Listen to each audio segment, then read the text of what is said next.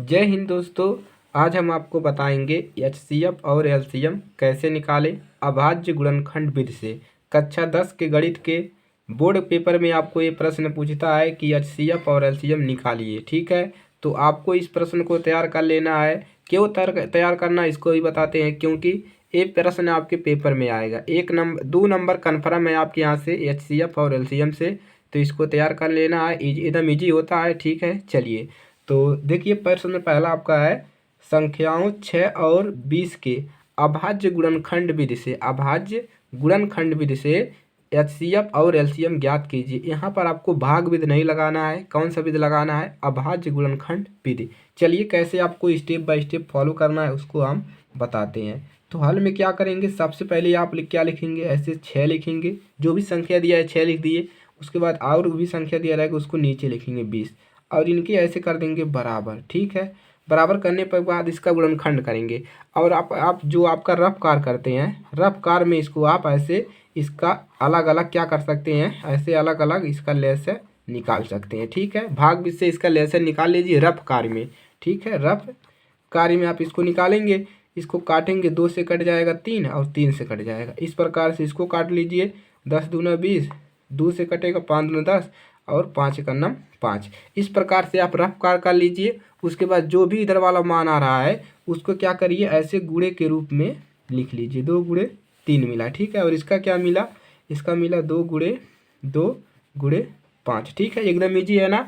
पहले rough car कर लीजिए, उसके बाद इसको सही करके यहाँ पर लिख दीजिए। ठीक है, अब क्या देखेंगे, अब हम ये देखेंगे यहाँ पर अगर 2 अंक है, 3 अंक है, कुछ भी है, चाहे 4 अंक है। ठीक है, कुछ भी इधर है, 2 ही अंक है। अब हम देखेंगे दोनों में क्या सेम है। दोनों में सेम रहेगा वही उसका एचसीएफ होगा। ठीक है, देखिए 2 इसमें भी है और इसमें भी है, इसमें 1 भी है, इसमें भी 1 है, तो 1 नहीं लिखते हैं। ठीक है, अगर इसमें कुछ नहीं कॉमन होता तो हम कह देते हैं इसमें 1 कॉमन है। यहाँ पर भी 1 और यहाँ पर भी 1। ठीक है, तो यहाँ पर भी 2 है, यहाँ पर भी 2। और देखिए कोई नहीं मैच कर रहा है तो यहाँ पर लिखेंगे क्या हम, एचसीएफ। हम किसका सीएफ निकालना है, 6 और 20 का। तो इसको कोष्टक में लिखेंगे 6, 20 बराबर, यहाँ पर क्या लिख देंगे, 1 है। 1 दोनों में है, इसमें भी है और इसमें भी है। 1 गुणे, और हमको कॉमन क्या मिला है, इसमें देखिए 2 कॉमन इसमें है और इसमें भी 2 है, यानी कि 2 मिला। बराबर कितना मिला, गुणा करेंगे आपको 2 मिल गया।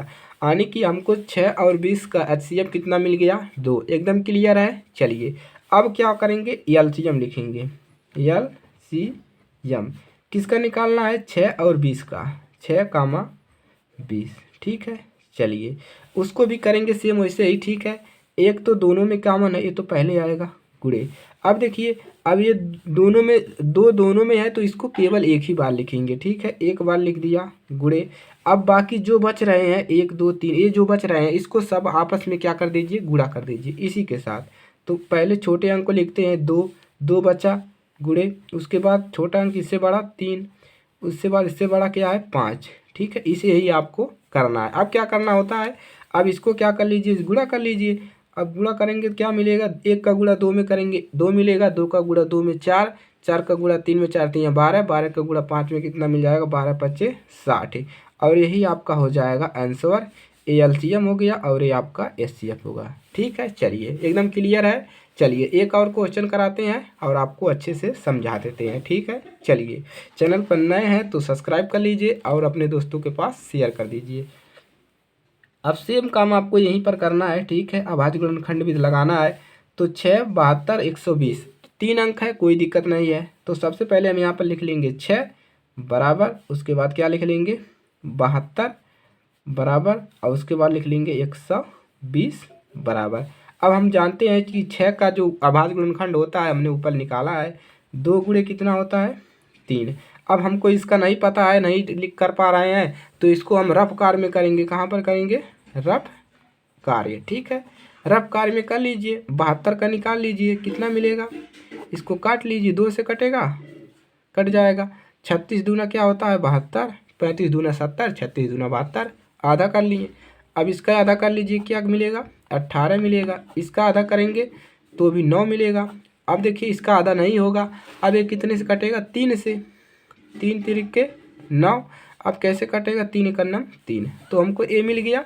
अब इसी को गुणे के रूप में लिख लेंगे। यहाँ पर 2 गुणे 2 गुणे 2 और 3 बार 2 है गुणे 3 गुणे 3। ठीक है, चलिए अब किसका निकालना है 120 का। अब इसका भी हम क्या कर लेते हैं, यहाँ पर हम 120 का भी निकाल लेते हैं रफ कार्य में। ठीक है, इसको रफ कार्य में करना है, याद रखिएगा, इसको रफ कार्य में करना है। अब देखिए इसका आधा करेंगे तो 6 दूना 12 120 हो गया। इसका आधा, इसका भी आधा होगा 30 होगा। 30 का आधा कितना होगा 15 होगा। 15 का आधा नहीं होगा, कैसे कटेगा, 2 से नहीं कटेगा, अब 3 से कटेगा, क्योंकि 5 तियाँ होता है 15। अब ये कैसे कटेगा 5 से। अब इसको क्या करेंगे यहाँ पर रख देंगे, तो 2 गुणे 2 कितनी बार है 3 बार, 2 गुणे 2 और उसके बाद क्या है गुणे 3 गुणे उसके बाद है 5। ठीक है, हमारा जो है अभाज्य गुणनखंड रूप में हमने इसको लिख दिया, इसको रफ्कार करना है। ठीक है, इसको नहीं हल में लिखना है, नहीं तो नंबर कट जाएंगे। इतना आप लोग ध्यान रखिएगा, बच्चे गलती कर देते हैं, भाग भी लगाकर चले जाते हैं और नंबर नहीं पाते हैं। ठीक है, तो इसको रफ्कार करना है, आपको इस प्रकार से लिखना है। ये आपकी कक्षा 10 की बोर्ड पेपर की परीक्षा है, तो इसमें अभाज्य गुणनखंड विधि कहा है। ठीक है, चलिए अब क्या करेंगे, अब जोड़ा बनाएंगे। अब देखेंगे क्या तीनों में क्या सेम मिल रहा है, तीनों में मिलना चाहिए, वही होगा उसका HCF। तो देखिए ये हमको 2 तीनों में मिला। अब देखिए इसमें भी 3 है, इसमें भी 3 है, इसमें भी 3 है, तो हम क्या करेंगे, ये भी देखिए मिल गया, तीनों में 3 है। ठीक है, चलिए ये मिल गया।